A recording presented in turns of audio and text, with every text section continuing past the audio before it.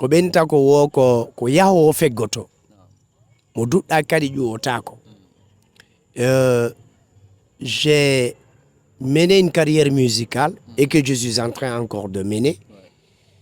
Je dirais que la gestion n'a pas été comme telle. Parce que non seulement j'étais bleu avec mon manager, mon producteur Ibrahim, on était tous des bleus. On ne connaissait pas vraiment l'affaire de showbiz. D'accord. Certains pensent que Rika n'est pas constant. Avec tout le talent. Ouais, mais quand tu parles de constance, ça veut dire quoi? Il n'y a pas de sorte. C'est que les fans ne sont pas servis quotidiennement ou à un rythme vraiment raisonnable.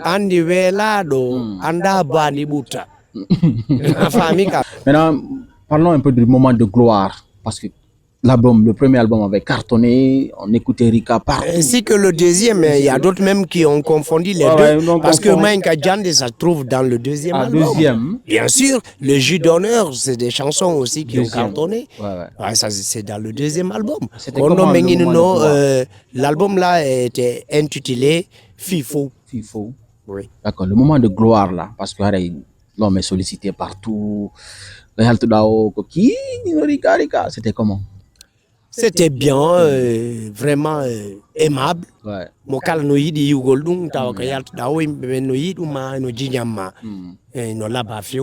Et je rêve encore d'avoir encore beaucoup plus, même au-delà de la Guinée. Et je sais que je n'ai pas lâché.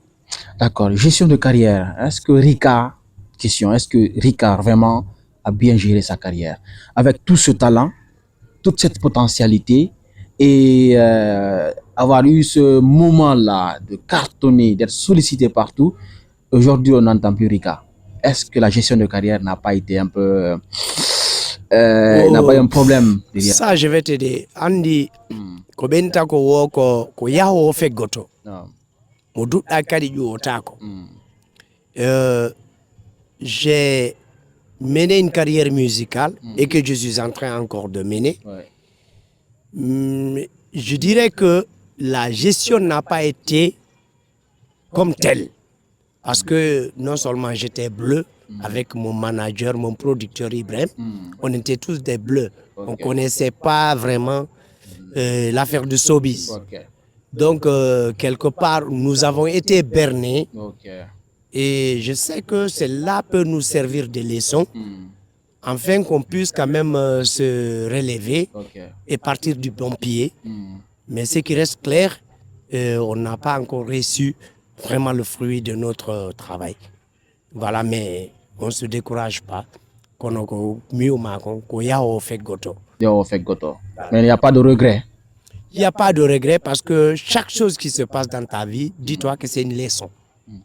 Et même si toi, tu vas en pâtir, mais peut-être les personnes qui viendront derrière, tu vas les épargner. D'accord. Et là. Donc, vous avez compris. Et maintenant, Rika évolue seul ou bien il est dans une maison de production? Je suis toujours dans une maison de production. Je suis avec Digiprod avec Amlo, Ibro et Bobo. Je suis avec eux. Depuis quand? Ça depuis longtemps.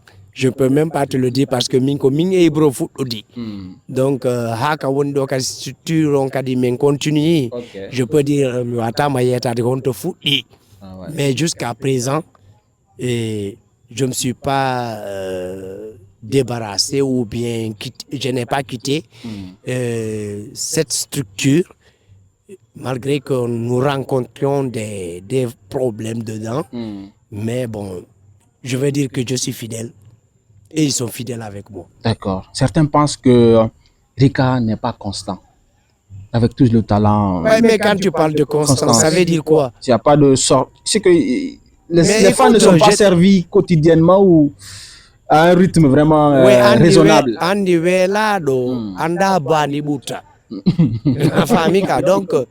Donc moi, je suis en train de partir sur mes rythmes à moi. D'accord? Nan imo reggae, imo zouk, ina rythme goto be joki. Afami. Donc ina argo tum bombarde go nyande sonji har finalement milando ma son hara e anda fi mako.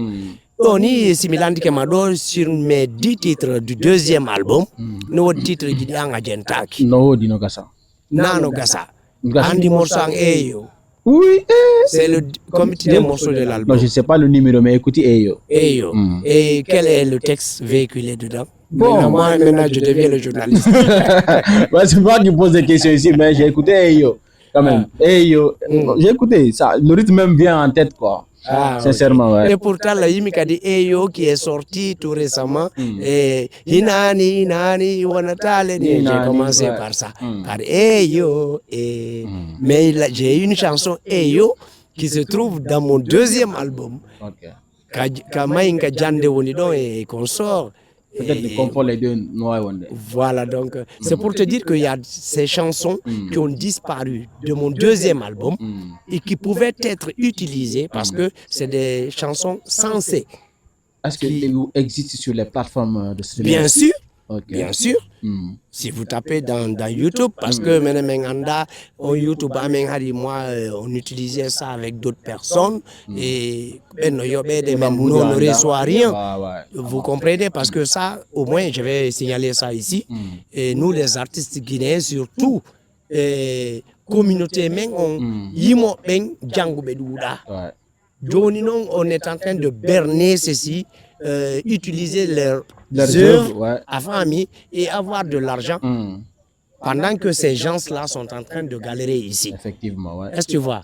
Donc il y a tout ça là, si nous trouvons des personnes qui peuvent vraiment venir à l'aide, il y a même le KF qui est créé, l'association des artistes émérites du Fouta.